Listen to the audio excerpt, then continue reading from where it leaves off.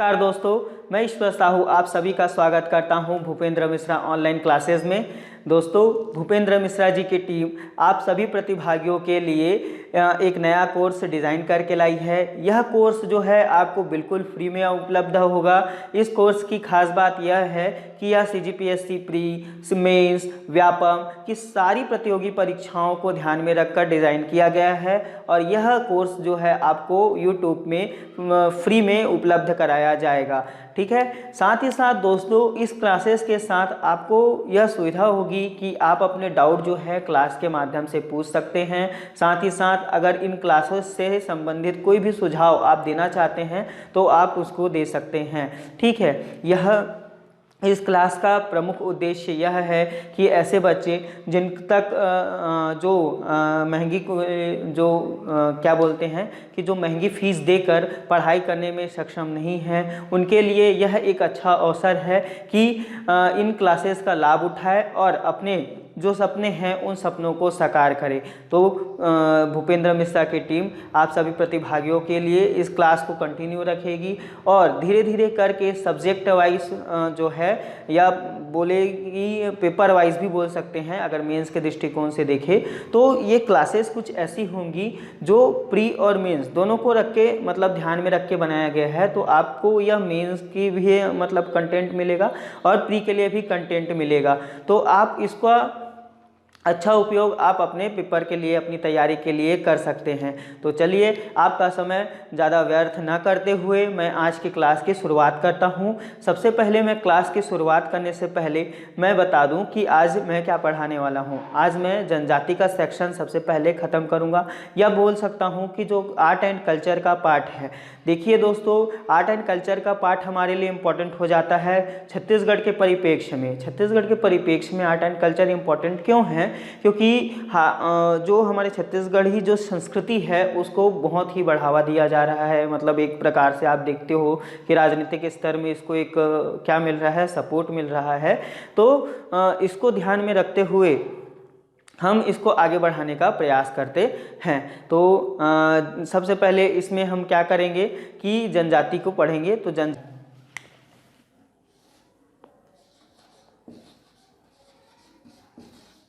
ठीक है, जिसको हम जनजाति की अब जनजाति में जब से हम पढ़ेंगे तो इसके ये तो मेन टॉपिक हो गया कि भाई हम जनजाति पढ़ने वाले हैं।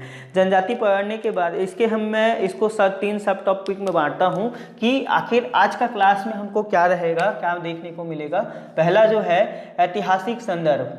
ठीक है, आखिर जो जनजाति है उसका ऐतिहासिकता क्या रही है, उसके संदर्भ में एक ऐतिहासिक संदर्भ देखेंगे। किसका? जनजाति का ऐतिहासिक संदर्भ देखेंगे। दूसरी चीज क्या देखेंगे हम, जो वर्गीकरण है जनजातियों में। तो जनजातियों का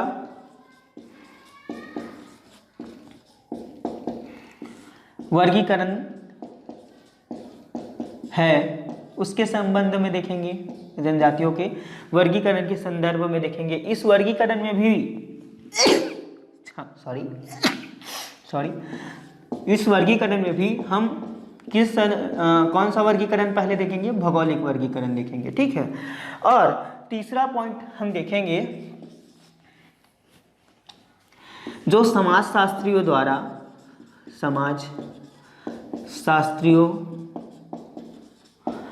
या फिर मानव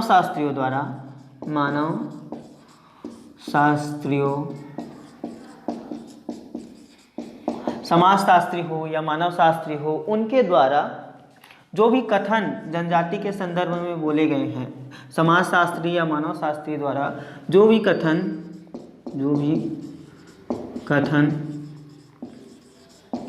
किसके संदर्भ में? आदिवासियों के संदर्भ में या जनजातियों के संदर्भ में कहे गए हैं।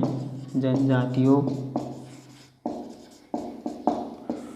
के संदर्भ में कहे गए हैं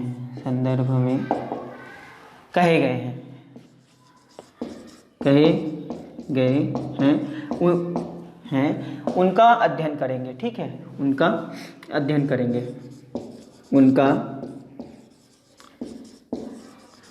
अध्ययन करेंगे। ठीक, ये 3 चीज़ें हम देखेंगे। अब इस चीज़ को समझिए, सबसे पहले हम ऐतिहासिक संदर्भ हम देखते हैं कि ये ऐतिहासिक संदर्भ है क्या। ठीक, तो ऐतिहासिक संदर्भ कहने का अर्थ है कि जो प्राग ऐतिहासिक काल, ठीक है, आद्य ऐतिहासिक काल और ऐतिहासिक काल, इतिहास का इस 3 भाग पे वर्णन होता है भाई, कि जो प्राग ऐतिहासिक काल होता है, फिर आद्य ऐतिहासिक काल होता है और फिर ऐतिहासिक काल होता है। तो इतिहास को 3 पार्ट पे बांटते हैं। प्राग ऐतिहासिक काल ऐसा जिसका क्या है, मतलब विवरण, एक साक्ष्य नहीं मिलता है। ठीक है, आद्य ऐतिहासिक काल जिसका साक्ष्य तो मिलता है लेकिन हमने क्या किया है, उसका अध्ययन करने में सक्षम नहीं हुए हैं। और ऐतिहासिक काल मतलब जिसका पूर्णतः साक्ष्य भी मिलता है और जिसका हम अध्ययन भी कर चुके हैं। तो ऐतिहासिक संदर्भ में इतिहास से लेके आता हूँ, ठीक है, कि जनजातीय कैसे संदर्भ में आया, कैसे उनका हर काल में जो है अस्तित्व रहा है, उसे मैं आपको समझाने का प्रयास करता हूँ। ठीक है, तो सबसे पहले जनजातियों को कई नामों से पुकारा जाता है। कोई इन्हें आदिवासी कहता है, कोई वन जाति कहता है, कोई आदिम जाति कहता है ना, कोई वनवासी कहता है। तो ये सारी चीज़ें जो हैं इनके लिए, कोई वन्य जाति कहता है। तो ये सारी चीज़ें जो हैं इनके लिए चलती रहती हैं कि हाँ भाई आपको इतने नामों से पुकारा जाएगा। ठीक है, अब सबसे पहले जब हम प्रागैतिहासिक काल में जाते हैं, जब हम पाषाण काल पे जाते हैं, ठीक है, 10,000 साल पूर्व का इतिहास के पहले जब ज्ञानी मानव आया, होमो सैपियंस आया, धीरे धीरे जो हैं वो गुफाओं में, कंदराओं में जो है वो मनुष्य जो है निवास करने लगा। ठीक है, तो वो जो मनुष्य जो था, वो मनुष्य क्या था, जो जंगलों कंदराओं में निवास करने लगा था, वो आदिम जाति था, जो आदिवासी थे, जो बहुत पुराने से वहाँ रह रहे थे। वो क्या करते थे, आप इनका साक्ष्य जो है, जैसे भीमबेटका की गुफा, मध्य पाषाण काल के जो बहुत सारे भित्ति चित्र जो हैं, जो गुफाओं में, कंदराओं में बनाए गए हैं। ठीक है, जैसे कि मध्य प्रदेश का भीमबेटका की गुफा हो गई, और साथ ही साथ जो हमारे सिंघनपुर की गुफा हो गई, कबड़ा पहाड़ की गुफा हो गई। इनमें क्या है, इनमें जो है क्या बनाया गया है, लोगों के, उस काल के लोगों के द्वारा चित्र बनाया गया है। किसमें, गुफा में बनाया गया है, पत्थर में जो है मतलब चीज़ें उकेरी गई हैं, जो उनके आसपास दिखता था वो उनका चित्र बनाते थे। उनको मानव दिखते थे तो मानव का चित्र बना दिए भाई, उनको सीढ़ी दिखी तो सीढ़ी का चित्र बना दिए, सांप बिच्छू है ना, और पत्ते या फिर पेड़ पौधे, ये सभी ही थे उस टाइम पे। तो उन सब चीज़ का वो क्या बनाते थे, भित्ति चित्र में अंकन किए। शिकार करते थे तो शिकार के दृश्य का अंकन कर दिए। ठीक, तो ये उस समय ये चीज़ें जो हैं, जो जंगलों में निवास करते थे, वो क्या कहलाए, आदिवासी कहलाए। ठीक, धीरे से समय बदलने के बाद जो है एक प्रॉपर वे पे चलते हैं। तो एक समय बदलने के बाद, जैसे सिंधु घाटी सभ्यता, तो सिंधु घाटी सभ्यता के बाद अगर कोई प्रॉपर इतिहास मिलता है तो मौर्य काल से प्रॉपर इतिहास जो है स्टार्ट होता है। तो मैं मौर्य काल से ही उठाता हूँ। तो मौर्य काल में जो है, और बाकी पाषाण काल और उससे पहले के जो भी चित्र हैं उसमें आदिवासी रहते थे, पत्थरों पर ही चित्र बनाते थे, भित्ति चित्र बनाते थे। मतलब उस टाइम पे जो अस्तित्व था, उस टाइम पे जो जंगलों में, कंदराओं में, गुफाओं में निवास करते थे, वो क्या कहलाए, आदिवासी थे। ठीक, अब क्या है, उसके बाद फिर धीरे से काल आया, धीरे से परिवर्तन हुआ, और परिवर्तन होने के बाद क्या है कि मौर्य काल आया।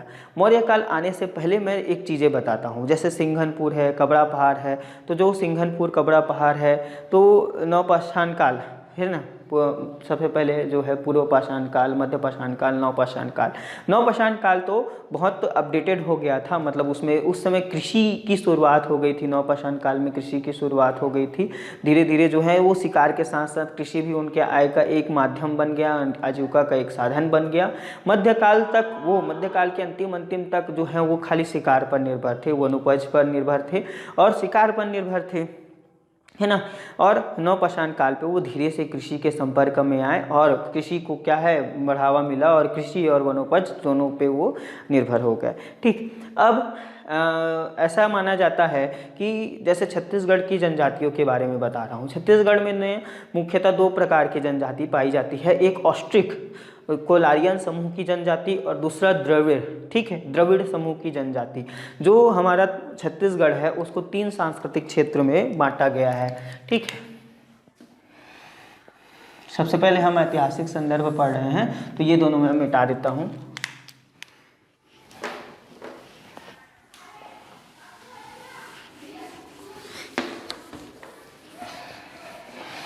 ठीक है, अपने छत्तीसगढ़ को कितने सांस्कृतिक क्षेत्र में बांटा गया है, ये क्वेश्चन आया गया है कि छत्तीसगढ़ को कितने सांस्कृतिक क्षेत्र में बांटा गया है। तो याद रखिए छत्तीसगढ़ को, अपने छत्तीसगढ़ को जो है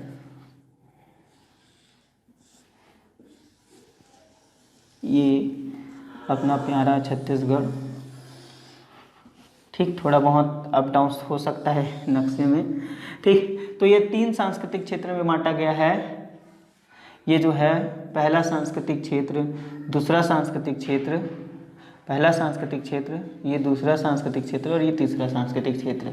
ये उत्तर सांस्कृतिक क्षेत्र, उत्तर सांस्कृतिक क्षेत्र, ये मध्य सांस्कृतिक क्षेत्र और ये दक्षिण सांस्कृतिक क्षेत्र है ना, दक्षिण सांस्कृतिक क्षेत्र। तो छत्तीसगढ़ को कितने सांस्कृतिक क्षेत्र में बांटा गया है भाई? 3 सांस्कृतिक क्षेत्रों में बांटा गया है, उत्तर सांस्कृतिक क्षेत्र, मध्य सांस्कृतिक क्षेत्र और दक्षिण सांस्कृतिक क्षेत्र, ठीक। तो जो उत्तर सांस्कृतिक क्षेत्र की जो जनजातियां हैं वो छत्तीसगढ़ में सबसे पहले आई, सबसे पहले आई या फिर सबसे पहले से निवास कर रही हैं, निवास कर रही हैं, है ना। तो छत्तीसगढ़ के सबसे पहले निवासी, अगर इस क्षेत्र की बात की जाए आज से 3500 वर्ष पूर्व, आज से 3500 वर्ष पूर्व कोलियारिन या ऑस्ट्रिक या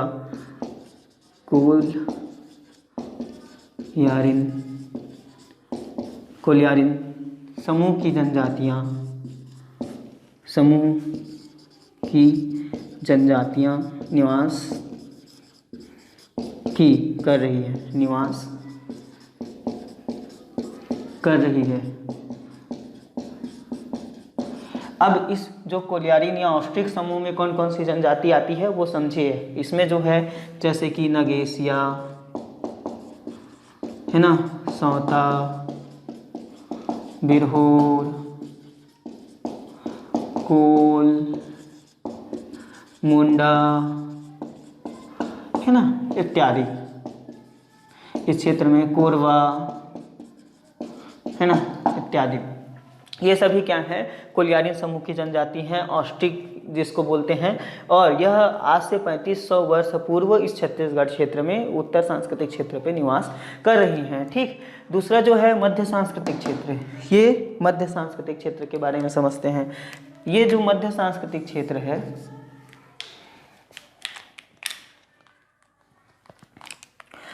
अब कहने का ये ऐसा भी अर्थ नहीं होगा, ठीक है, एक अर्थ ये भी नहीं होगा कि भाई उस टाइम पे जो है, जैसे कि हम पढ़ते हैं ना कि क्या आर्य काल पे, मतलब ऋग्वैदिक काल पे या उत्तर वैदिक काल पे छत्तीसगढ़ का अस्तित्व था, तो विंध्याचल पर्वत का उल्लेख आता है उत्तर वैदिक काल, ऋग्वेद में भी, ऋग्वेद के, और ऋग्वेद में तो नहीं लेकिन उत्तर वैदिक काल में जो विंध्याचल पर्वत, सतपुड़ा पर्वत, इन सब का ऐसे उल्लेख आता है, या फिर कम से कम विंध्याचल पर्वत का तो उल्लेख आता है, सतपुड़ा कंफर्म नहीं हूँ मैं, ठीक है, लेकिन विंध्याचल पर्वत का उल्लेख आता है। और विंध्याचल पर्वत के जो नीचे वाला हिस्सा है, ठीक है, जो उत्तर दक्षिण पूर्व वाला जो हिस्सा है वो छत्तीसगढ़ ही है, ठीक है। और इसमें जो है कोलियारिन समूह की जनजातियाँ, जो आदि जनजाति थी यहाँ की, पहले से जो निवास करी थी, वो कोलियारिन समूह की जनजातियाँ थी। और ऐसा माना जाता है कि वो आज से छत्तीसगढ़ में आज से 3500 वर्ष पूर्व इस हिस्से पे आई थी, ठीक है, 3500 वर्ष पूर्व इस हिस्से पे आई थी, ठीक है।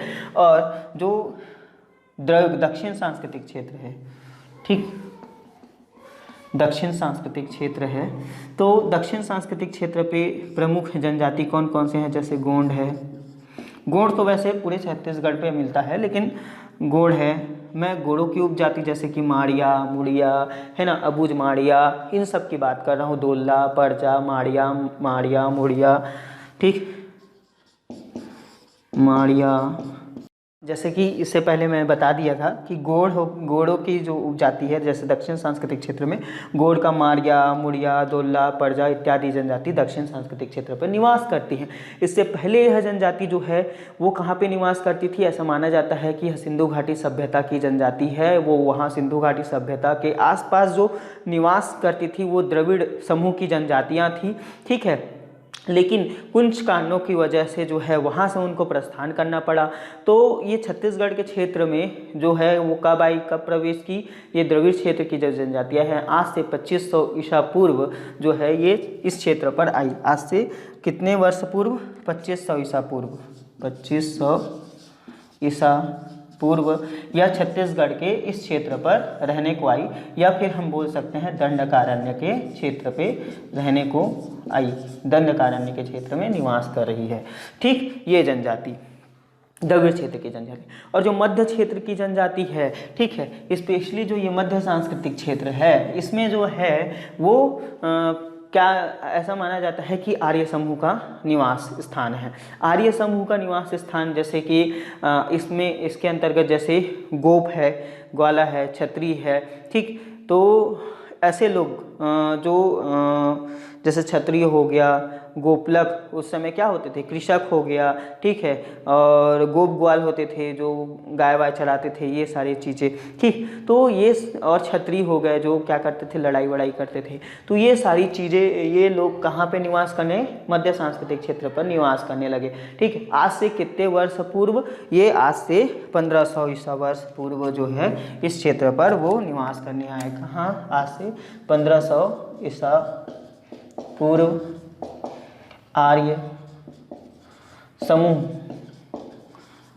समूह जैसे कृषक है ना, गोप है ना, ग्वाले, और जो तो आर्य समूह कृषक हो गया, गोप हो गए, ग्वाले हो गए, मतलब और क्षत्रिय ऐसा जाति के तौर पर नहीं बोल रहा हूँ जो लड़ाई करते हैं, ये जो जनपद की रक्षा करते हैं। तो एक राजा के तौर पे मैं बोल रहा हूँ उस क्षत्रिय को, ठीक है। एक मुखिया के तौर पे बोल रहा हूँ उस क्षत्रिय को, ठीक है। तो एक, या फिर इनकी रक्षा करने वाले मुखिया ही लिख दो यार, मुखिया। तो ये जो आर्य समूह है बोल दिया, आर्य समूह में उस समय पे जो काम करते थे मुख्यतः कृषक थे, गोप और ग्वाले ही थे, और साथ ही साथ जो शिल्पी थे, शिल्पकार, एक और वर्ग हुए हैं इसमें, शिल्पी थे, ठीक है। और इसमें एक मुखिया या क्षत्रिय बोल सकते हो जो जनपदों का हेड होता था, जो जनपद को संभालता था। तो वो मध्य छत्तीसगढ़ के मध्य भाग में वो 1500 ईसा पूर्व आए, ठीक है, आर्य समूह। इसलिए जो मध्य क्षेत्र की जितनी भी जनजातियां हैं वो आर्य जनजातीय समूह के अंतर्गत आती हैं, ठीक है। आप कमार ले लो, भुंजिया ले लो, ठीक, कमार, भुंजिया, है ना, ये सारी चीज़ें जो है मध्य सांस्कृतिक क्षेत्र के अंतर्गत आ गई, ठीक है। और भी बहुत सारे हैं, ठीक। तो उसको हम बस समझाने का है कि एक रिदम पकड़ ले, तो शायद ये चीज़ें आप समझ गए होंगे, ठीक। ये इनका ऐतिहासिक क्रम है। फिर ये आगे बढ़ता है धीरे से भाई 2500 ईसा पूर्व के बाद फिर अब क्या हो गया 500 ईसा पूर्व। मैं मौर्य काल पे आता हूँ। मौर्य काल पे क्या था? मौर्य काल पे क्या था? तो जैसे कि फिर अब मैं मौर्य काल पे आता हूँ। अरे यार,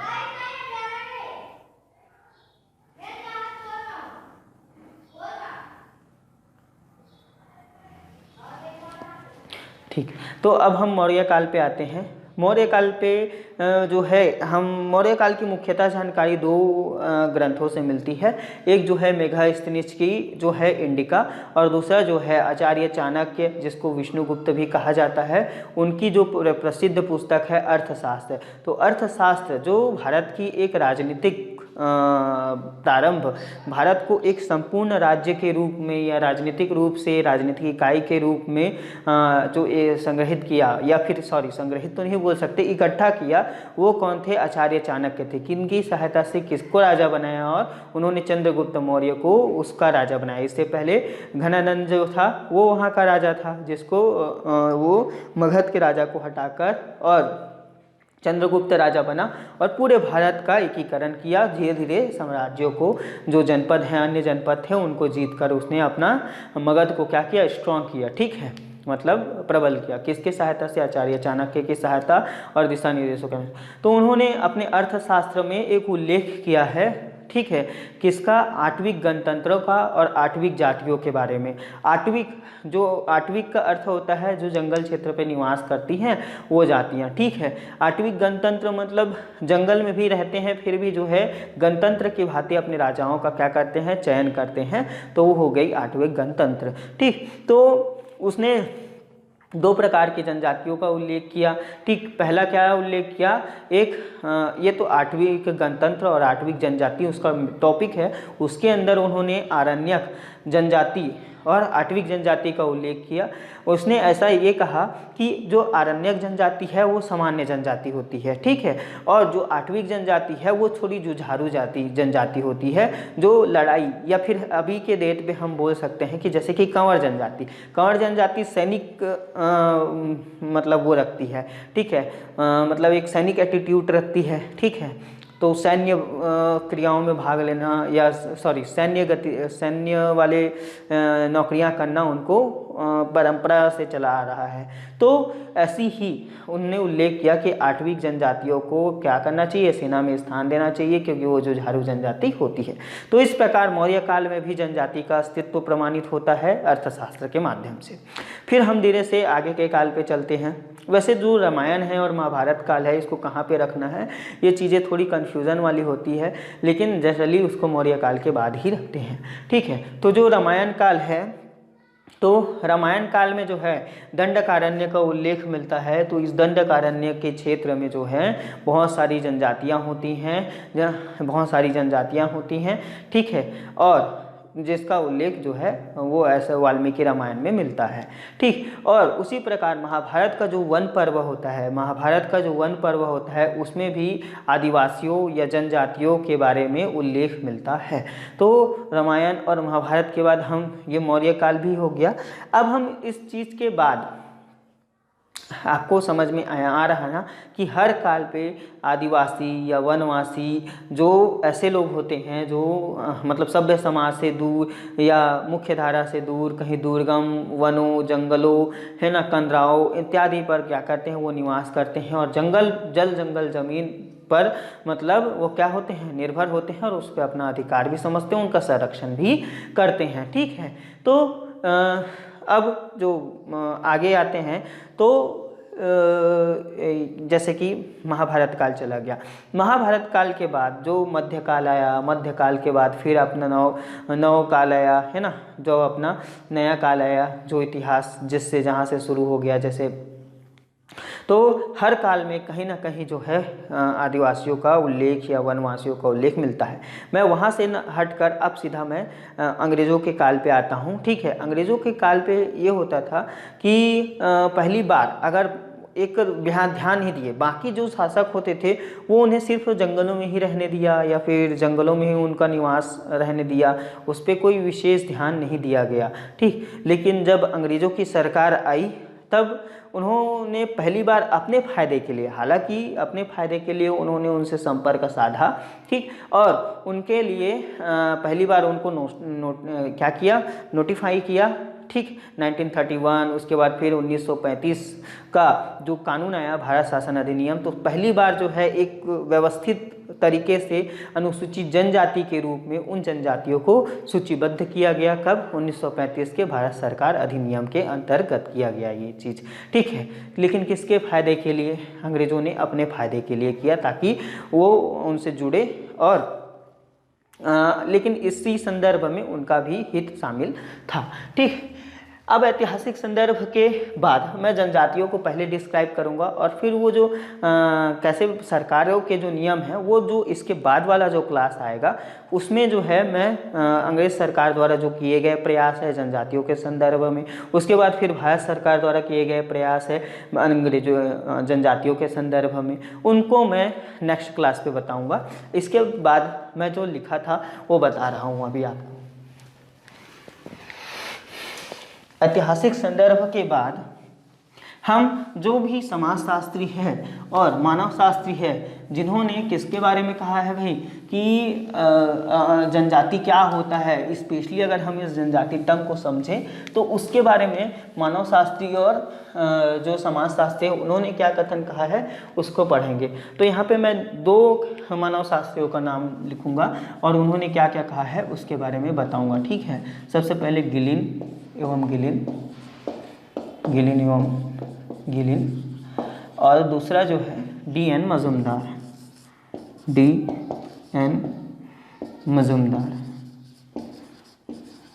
मजुमदार, ठीक।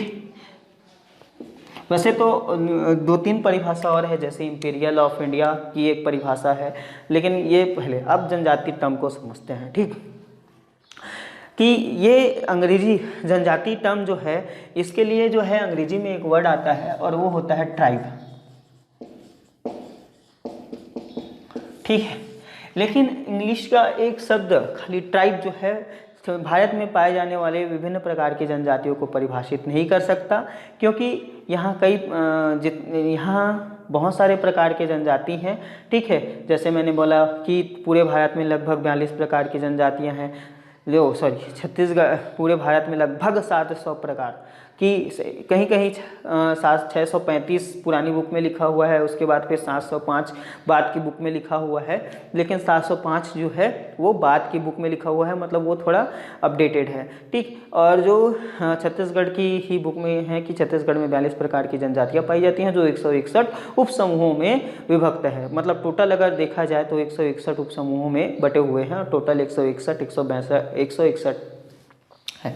अब ट्राइब जो है वो जनजाति के लिए अंग्रेजी में जो है ट्राइब शब्द का उपयोग किया जाता है, लेकिन गजब की बात यह है कि ट्राइब को ही पूरे भारतीय संविधान में कहीं परिभाषित नहीं किया गया, या जनजाति शब्द को ही परिभाषित नहीं किया गया है। कारण यह है कि अगर जनजाति को परिभाषित करते हैं तो वो क्या हो जाता है, सीमित हो जाती है, किसी भी चीज़ को परिभाषित कर देने से वो सीमित हो जाती है, ठीक है। जबकि जनजातियों हर एक जनजाति का एक अलग अस्तित्व है, विशिष्ट संस्कृति है, विशिष्ट भाषा है, तो उनको एक टर्म पे परिभाषित करना थोड़ा मुश्किल है, ठीक। लेकिन गिलिन का कहना है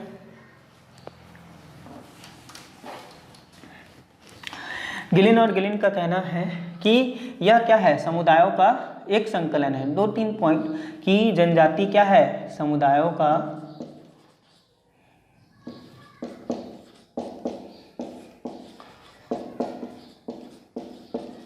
संकलन है। यहां से लिखना स्टार्ट कर देता हूं, है ना। जनजातीय जो है, जनजातीय ये वाली जनजाति जो है समुदायों का संकलन है जिसका एक सामान्य नाम होता है, सामान्य नाम होता है, निश्चित भूभाग पर निवास करते हैं, निश्चित भूभाग पर निवास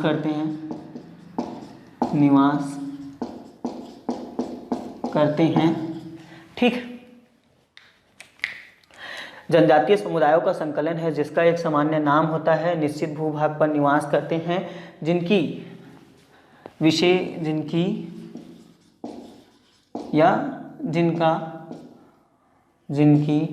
एक बोली या भाषा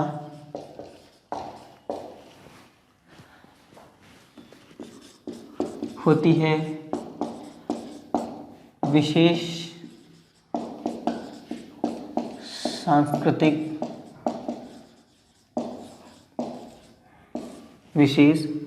सांस्कृतिक व्यवहार होता है। ठीक है। ये थोड़ा बहुत अप डाउन 9-10 हो सकता है, लेकिन ऐसे ही है उनका कथन। जनजातीय समुदायों का संकलन है जिसका एक सामान्य नाम होता है, निश्चित भूभाग पर निवास करते हैं, जिनकी एक बोली या विशेष बोली या भाषा होती है। ठीक है, जिनकी एक विशेष बोली या भाषा होती है।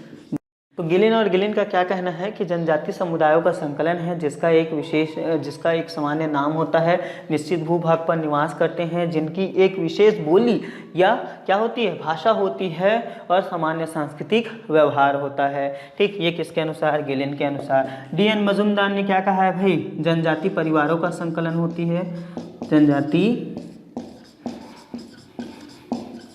परिवारों का संकलन होती है ना, परिवारों का। इसमें जो है जनजातीय समुदायों का, इसको समूह है। ठीक है, इसने समूह बोला है। ठीक है, समूह है, और इसने बोला है कि जनजातीय परिवारों का संकलन होता है, परिवारों का संकलन होता है, जिसका एक सामान्य नाम होता है, एक सामान्य नाम होता है, नाम होता है, नाम होता है ना। एक विशेष बोली व भाषा होती है, एक विशेष बोली या भाषा होती है, बोली या भाषा होती है।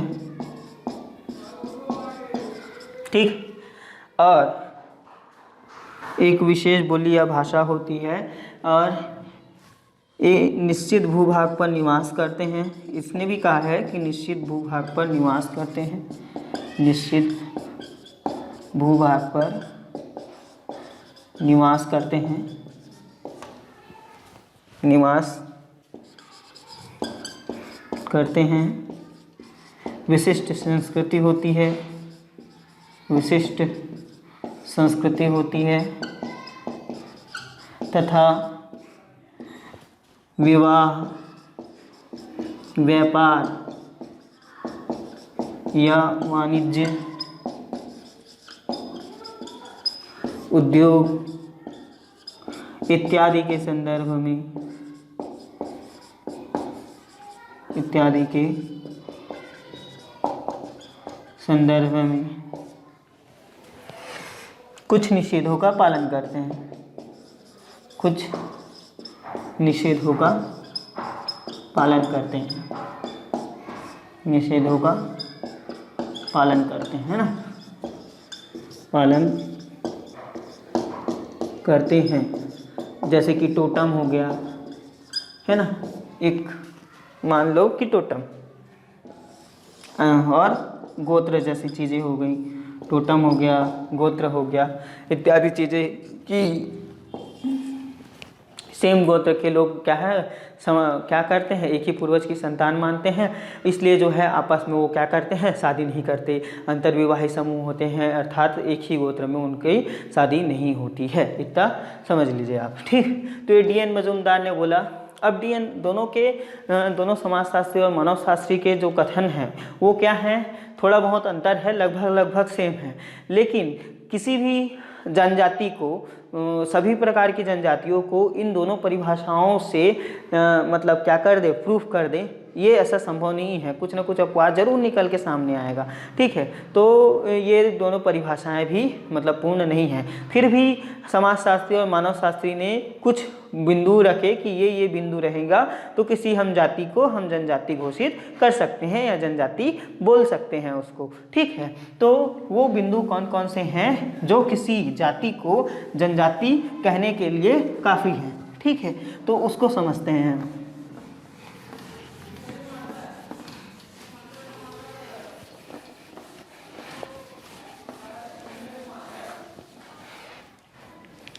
ठीक, तो जनजाति की विशेषताएं, जिसको हम जनजातीय विशेषताएं, जनजातीय विशेषताएं या जनजातीय लक्षण, आप जो भी लिखना चाहें लिख सकते हैं। ठीक, जनजातीय विशेषताएं या जनजातीय लक्षण। तो पहला, दूसरा, तीसरा, चौथा। तो सबसे पहले क्या है, एक सामान्य जनजाति जो है ना, एक परिवारों का या समुदायों का क्या है, संकलन है, संकलन है, संकलन है। आप देखे होंगे जनजातियों को कबीलों में रहते हुए, ठीक है, तो उसी को बोल रहा है वो कि वो परिवारों का संकलन है, परिवारों का समूह है, या फिर क्या बोल सकते हैं, समुदायों का समूह है। हम परिवार को ही समुदाय बोलते हैं, छोटे छोटे समूह बन गए, वो उनका और समूह है, तो वो बन गया जनजाति, ठीक है। दूसरा क्या है, एक विशेष बोली या भाषा होती है, एक विशेष बोली या भाषा होती है, ठीक। एक विशिष्ट संस्कृति होती है, एक विशिष्ट संस्कृति होती है, खान पान, पहनावा ओढ़ावा, खान पान है ना, और पहनावा है, वो बहुत सारी जनजातियों में अलग अलग होती है, समझ गए, ठीक। अब एक निश्चित भूभाग पर निवास करते हैं, एक निश्चित है ना, एक निश्चित भूभाग पर निवास करते हैं, ठीक है। बैगा जनजाति है, कहाँ पे रहती है, तो छत्तीसगढ़ के जो है क्या बोलते हैं, पश्चिमी हिस्से पे बैगा जनजाति निवास करती है, और वो कोरिया जिले से लेकर राजनांदगांव जिले तक निवास करती है। तो ये उनका रहने का एक स्थान निश्चित है ना भाई, तो एक निश्चित भूभाग पर एक विशेष जनजाति निवास करती है, तो एक निश्चित भूभाग पर निवास करती है,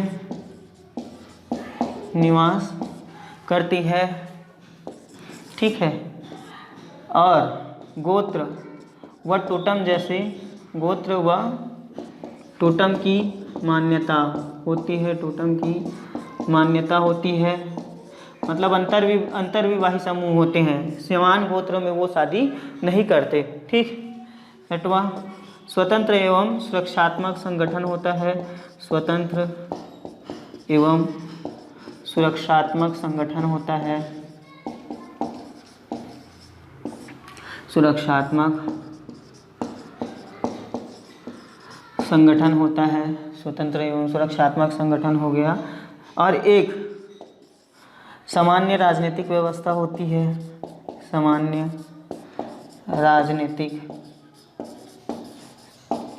ये स्वतंत्र एवं सुरक्षात्मक संगठन, मतलब इनका जो ऑर्गेनाइजेशन होता है वो स्वतंत्र होता है और सुरक्षात्मक होता है, इनके सुरक्षा के दृष्टिकोण से इनके संगठनों का निर्माण हुआ रहता है, जिसमें आप RRR देखे होंगे कि उसमें एक गड़रिया होता है, मतलब जो वो हीरो होता है वो बच्ची को छुड़ा के लाता है, वो कबीलों का प्रमुख होता है, राजा होता है वो, है ना। तो उसी प्रकार एक कबीले वाला संगठन टाइप का होता है, वो स्वतंत्र होता है, वो कबीला किसी के अंदर काम नहीं करता वो, और वो सुरक्षात्मक संगठन होता है, वो सुरक्षा के दृष्टिकोण से बनाया गया वो कबीला होता है, ठीक है।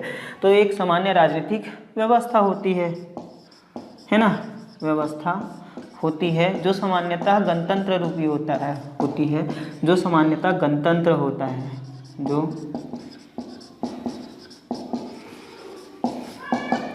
सामान्यतः गणतंत्र होता है, ठीक।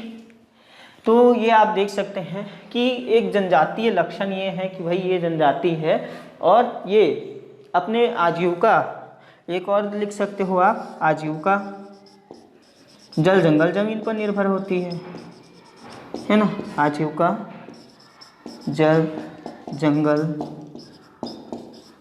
व जमीन पर निर्भर होती है, जमीन पर निर्भर, या फिर बोल सकते हैं कि यह प्रकृति पूजक होते हैं, है ना, प्रकृति संरक्षक व प्रकृति पूजक होते हैं, प्रकृति संरक्षक, प्रकृति संरक्षक एवं प्रकृति पूजक होते हैं, एवं प्रकृति पूजक होते हैं, ठीक। आप इसके स्क्रीनशॉट ले सकते हैं। अब हम पढ़ेंगे जनजातियों का भौगोलिक वर्गीकरण, प्रजातीय वर्गीकरण, ठीक है। जनजातियों का भौगोलिक वर्गीकरण और प्रजातीय वर्गीकरण। वर्गीकरण ही तो मेन है इसका, ठीक है। आपसे ऐसा है कि इस वाली चीज़ से जिसको मैंने अभी बताया है ना, उससे पक्का हर बार मेंस में कोई ना कोई क्वेश्चन आता ज़रूर है और इसको आपको याद रखना ज़रूर है, ठीक है। आजकल के जो क्वेश्चन आ रहे हैं प्री के भी, वो थोड़े एकदम मतलब सिस्टमेटिक तरीके से आ रहे हैं, तो ये सारी चीज़ें भी आपको अच्छे से समझ में आनी चाहिए, ठीक है। अब हम पढ़ेंगे जनजातियों का क्या, भौगोलिक वर्गीकरण। जनजातीय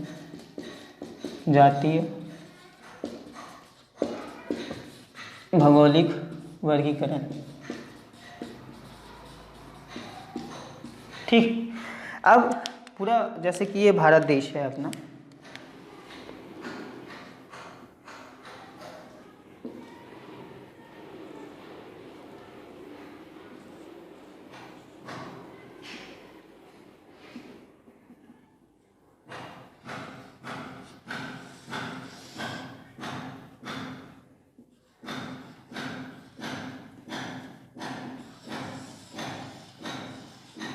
ठीक है। ये थोड़ा बस समझाने के लिए बनाया है, थोड़ा नक्शे में प्रॉब्लम हो जाता है मेरे से।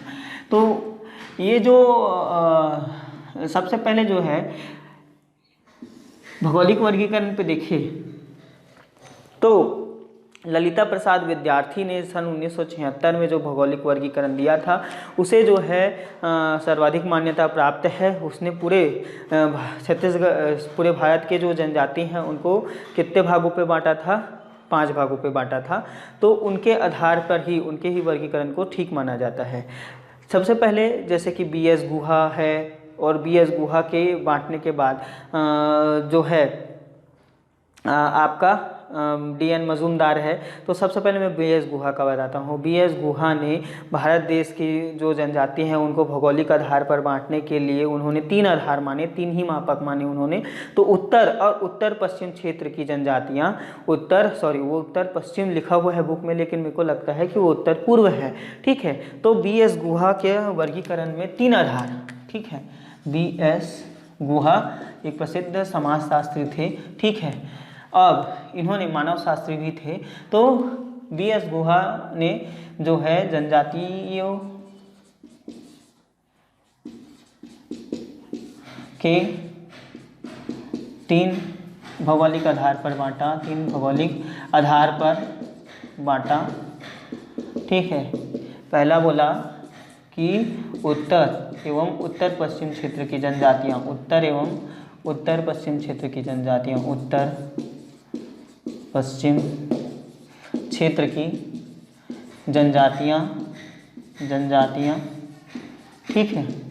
अब दूसरा बोला कि मध्य क्षेत्र की जनजातियाँ, मध्य क्षेत्र की जनजातियाँ,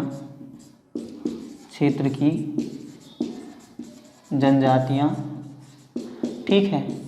और तीसरा जो है उत्तर एवं उत्तर पश्चिम क्षेत्र की जनजातियाँ, मध्य क्षेत्र की जनजातियाँ, और तीसरा जो है दक्षिण क्षेत्र की जनजातियाँ, दक्षिण क्षेत्र की जनजातियाँ। तो अब ये आप समझिए कि ये तीन भागों में ये बढ़ गए भाई। तो इसमें उत्तर एवं उत्तर पश्चिम है, ये पूर्व हो सकता है शायद, लेकिन बुक में पश्चिम लिखा था। तो ये वाले क्षेत्र पे जितनी भी जनजातियां हैं वो आ गई, ठीक। फिर मध्य क्षेत्र की जनजातियां में ये वाली आ गई। फिर जो दक्षिण क्षेत्र की जनजातियां हैं उसमें ये और ये वाली आ गई, ठीक है। इसी दक्षिण क्षेत्र की जनजातियों में जो है, तो ये 3 भाग पर किसने बांटा, BS गुहा ने बांटा। इसी BS गुहा के इस भौगोलिक वर्गीकरण को किसने आगे बढ़ाया, DN मजूमदार ने भी उसी वर्गीकरण को माना। लेकिन जो श्यामाचरण दुबे हैं, ठीक है, उन्होंने 1960 में एक फिर से भौगोलिक वर्गीकरण दिया, और उन्होंने इस मतलब जो ये 3 आधार है उसको ना मानते हुए उन्होंने किसने वर्गीकरण किया, 5 भाग पे बांट दिया, ठीक है। तो 5 भाग पे उन्होंने बांट दिया। लेकिन ललिता प्रसाद विद्यार्थी ने 1976 में एक व्यवस्थित वर्गीकरण दिया, जिसे ही हमको मानना है और उसी के आधार पे मैं वर्गीकरण करूंगा, ठीक है। ललिता प्रसाद विद्यार्थी, ललिता प्रसाद विद्यार्थी के द्वारा जो है व्यवस्थित वर्गीकरण दिया। इन्होंने 5 आधार पर बांटा, 5 आधार पर बांटा। ठीक, अब देखिए कैसे बांटा 5 आधार पर। मैं फिर से भारत देश का बना देता हूँ। इनका ललिता प्रसाद विद्यार्थी, ये वाला, जैसे कि मैं क्या बता रहा था कि BS गुहा के आधार पर तो बता दिया हमने भाई 3 आधार पे होते हैं। फिर उसके बाद फिर उसी को DN मजूमदार ने फॉलो किया। फिर श्यामाचरण दुबे ने जो है 1960 में उसने 6 आधार बताए, लेकिन उनके वर्गीकरण को हम नहीं लेंगे, सीधा हम लेंगे ललिता प्रसाद विद्यार्थी के वर्गीकरण को लेंगे, जिन्होंने 5 आधार पर सन 1976 में जो है वो किसके आधार पर, 5 आधार पर जो है पूरे भारत आवास के आधार पर, आवास को लेते हुए, जनजातीय आवासों को ध्यान में रखते हुए उनके वर्गीकरण तैयार किया और उसे पूरे भारत देश को 5 जोन पे बांटा कि हाँ भाई ये इस जोन पे ये जनजातियां निवास करती हैं। ठीक है, तो एक व्यवस्थित वर्गीकरण प्रस्तुत किया, किसके आधार पर, आवास के आधार पर प्रस्तुत किया। ठीक है, तो उसमें सबसे पहले जैसे कि उत्तर आपका हिमाचल, एक जैसे कि मैं देश के आधार पर बताते जाता हूँ आपको। ये मेरा भारत देश है,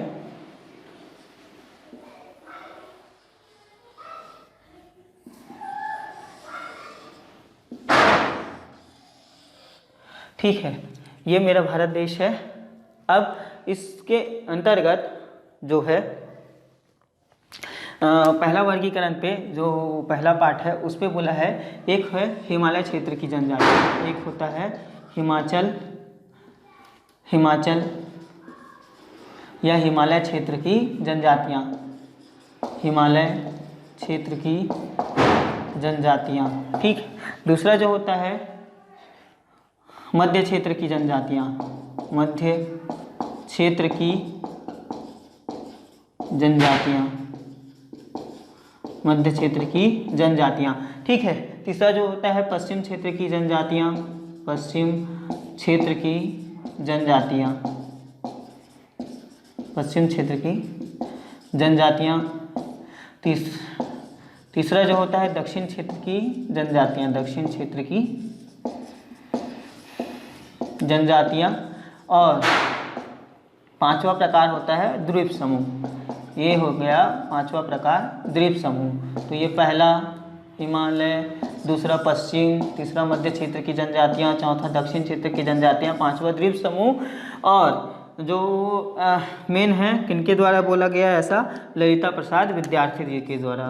कब, सन 1976 में ललिता प्रसाद विद्यार्थी जी के द्वारा यह बोला गया। कब, 1976 में बोला गया। ठीक है, 1976 में ये वर्गीकरण दिया गया। अब क्या है कि ये व्यवस्थित वर्गीकरण माना जाता है। अब बस एक चीज़ और है, एक होता है प्रजातीय वर्गीकरण। ठीक है, जनजातियों में प्रजातीय वर्गीकरण, प्रजातीय वर्गीकरण, जनजातियों में प्रजातीय वर्गीकरण। तो ये प्रजातीय वर्गीकरण के अंतर्गत जो है BS गुहा, जो BS गुहा है उन्होंने सन 1931 में लगभग 2000 मानव मुंडों का, आप समझ सकते हो कि नृतत्व मिति के अनुसार BS गुहा ने नृतत्व मिति को आधार मानते हुए लगभग 2000 मानव मुंडों का उन्होंने क्या किया, अध्ययन किया। और 2000 मानव मुंडों का अध्ययन करने के बाद पूरे भारत देश के जो निवासी हैं, है ना, वो कौन कौन सी प्रजाति में आते हैं उसको उन्होंने देखा। तो अगर मैं मध्य क्षेत्र बस की बात करूं तो मध्य क्षेत्र के जो जनजाति, ये क्वेश्चन आया हुआ है कि मध्य क्षेत्र की जो जनजातियां हैं, इवन जो लोग हैं, वो कौन सी प्रजाति के अंतर्गत आते हैं, तो वो प्रोटो ऑस्ट्रेलाइड प्रजाति के अंतर्गत आते हैं। ठीक है, 6 आधारों को लिखता हूं मैं, ठीक है, और उसको समझाते भी जाता हूं आपको।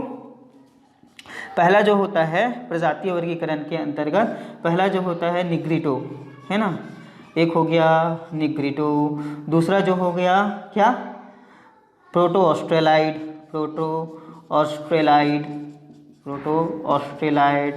ठीक है, तीसरा जो हो गया मंगोलाइड, मंगोलाइड, मंगोलाइड। और फिर मेडिटेरियन, मेडिटेरेनियन, मेडिटेरियन। एक हो गया एक निग्रिटो, प्रोटो ऑस्ट्रेलाइड, मंगोलाइड और मेडिटेरियन। तो टोटल 6 आधार बताए थे उन्होंने, ठीक है। 2 आधारों से हमको इतना मतलब नहीं है। मंगोलाइड, ये 3 चीज़ों से मतलब है, मंगोलाइड, प्रोटो ऑस्ट्रेलाइड और निग्रिटो, ठीक है। तो जो भारत में सबसे अधिक कौन सी प्रजाति के मतलब वो लोग पाए जाते हैं या जनजाति पाई जाती है, तो आपको याद रखना है प्रोटो ऑस्ट्रेलाइड प्रजाति की। ये विशेषकर मध्य भारत में, ठीक है। और जो उत्तर पूर्वी क्षेत्र है, उस उत्तर पूर्वी क्षेत्र में मंगोलाइड प्रजाति के लोग पाए जाते हैं। तो मंगोलाइड प्रजाति के लोगों में आप देखे होंगे कि जो चीन है, जैसे कि गारो है, खासी है, जैंतिया है ना, मिजो है, तो ये सारी जनजातियां जो हैं किसके अंतर्गत आती हैं, मंगोलाइड प्रजाति के अंतर्गत आती है। निग्रिटो प्रजाति, तो एक होता है निग्रिटो प्रजाति जिसके बाल घुंघरालू होते हैं, ये विशेषकर दक्षिण भारत के लोग जो हैं निग्रिटो प्रजाति के अंतर्गत आते हैं, दक्षिण भारत के लोग, ठीक है। या फिर दक्षिण भारत की जो जनजातियां हैं जैसे कि पुलियन है, पलियन है, कादर है, इरूला है, ये सारी जनजातियां किसके अंतर्गत आती हैं, निग्रिटो प्रजाति के अंतर्गत आती हैं, ठीक है। ओके, अब प्रोटो ऑस्ट्रेलाइड के बारे में पूछा जाता है, ठीक। तो ये प्रजातीय वर्गीकरण के बारे में आपको ज़्यादा पूछेगा नहीं, बस एक और याद रखिए, बीएस गुहा ने इसको सन 1931 में नृतत्व मिति के आधार पर इसका वर्गीकरण किया था, निग्रिटो, प्रोटो ऑस्ट्रेलाइड, मंगोलाइड और मेडिटेरेनियन का, ठीक है।